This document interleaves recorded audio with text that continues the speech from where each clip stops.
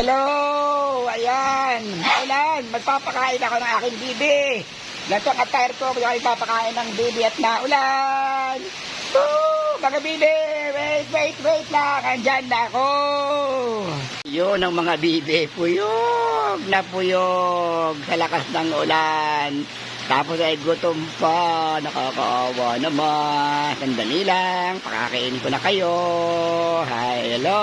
Hello.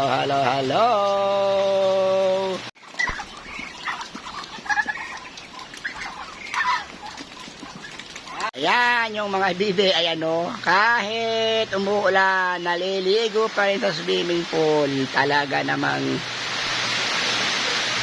di ba lang? Miniginaw.